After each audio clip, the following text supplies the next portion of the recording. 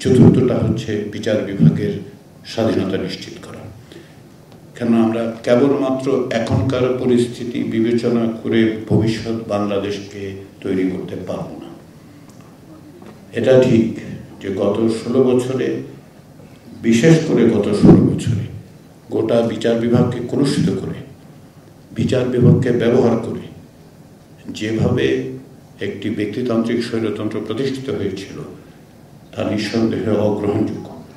কিন্তু তার অর্থ এই নয় যে আপনি একটা রাষ্ট্র কাঠামো গঠন করতে পারবেন যে রাষ্ট্র কাঠামোতে নাগরিকের সুরক্ষার জন্য তার যাবার জায়গা হিসেবে এবং যদি এক্সিকিউটিভের অ্যাক্সেসেস তৈরি হয় তাকে প্রোটেক্ট করার জন্য আপনি বিচার বিভাগকে স্বাধীন এবং শক্তিশালী না করে অগ্রসর হতে পারবেন না।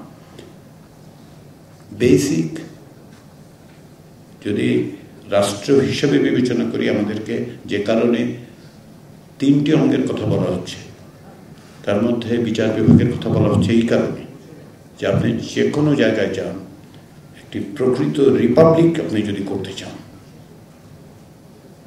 গণতন্ত্রের মূল বিষয় যেটা সেটা হচ্ছে নাগরিকের সাথে রাষ্ট্রের যে সামাজিক চুক্তি সেটা যদি আপনি নিশ্চিত করতে চান তাহলে আপনাকে স্বাধীন বিচার বিভাগ ছাড়া উপায় নেই।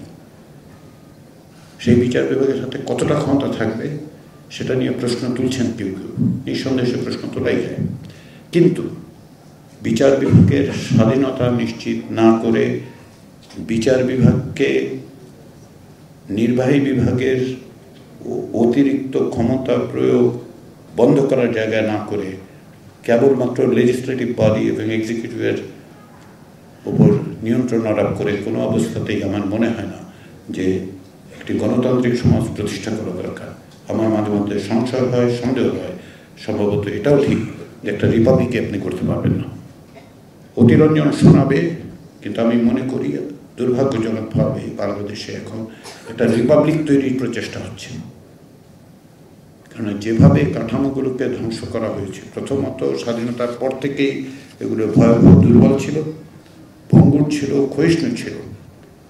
পরবর্তী সময়ে 52 বছর ধরে ক্রমাগতভাবে প্রতিষ্ঠানগুলো ক্ষতিগ্রস্ত হয়েছে এবং তারই পরিণতি হিসেবে আমরা দেখতে পেয়েছি যে খুব সহজে একটি ব্যক্তিতান্ত্রিক স্বৈরতান্ত্রিক ব্যবস্থা প্রতিষ্ঠা করা গেছে।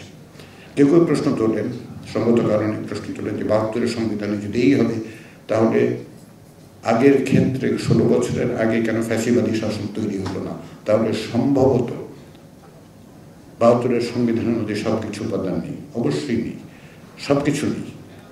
কিন্তু আপনি সংবিধানে এমন ব্যবস্থা করেছেন, সংবিধানের মধ্যে এমন ব্যবস্থা আছে যেখানে নির্বাহী বিভাগের উপর কোনো রকম জবাবদিহিতার ব্যবস্থা নেই, প্রধানমন্ত্রীর হাতে অসীম ক্ষমতা দেওয়া হয়েছে। সেক্ষেত্রে এটা অনিবার্য ছিল যে একটা ফ্যাসিবাদী শাসন তৈরি হবে। এটা 1983 সালে, আত্মপ্রচার অর্থে বলছি না, 1983 সালে লিখিতভাবে আমি এই দাবি করেছিলাম যে বাংলাদেশে একটি সাংবিধানিক একনায়কত্ব প্রতিষ্ঠিত হবে। 1993 সালে প্রকাশিত একটি বই আমি বলেছি যে বাংলাদেশের সাংবিধানিক একনায়কত্ব প্রতিষ্ঠার পথ খোলা আছে। আমি একটা উদাহরণ দিই। 1991 সালে দ্বাদশ সংশোধনীর মধ্য দিয়ে বাংলাদেশ যখন পার্লামেন্টারি সিস্টেমে প্রবেশ করে তখন একটা ভয়াবহ কাণ্ড হয়েছে।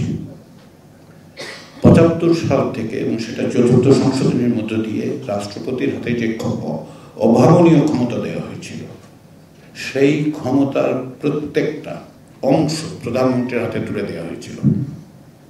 রাষ্ট্রপতির ক্ষমতা, প্রধানমন্ত্রীর ক্ষমতা এবং বাংলাদেশের রাজনৈতিক সংস্কৃতিতে ব্যক্তির আধিপত্য সবকিছু মিলেই এই 16 বছরের ফ্যাসিবাদী শাসন তৈরি হয়েছে। এবং এটাকে ফ্যাসিলিটেট করেছে দুটো জিনিস। একটা হচ্ছে সংবিধানের মধ্যে কোনো রকম, আবারও বলি, কোনো রকম বাধা ছিল না।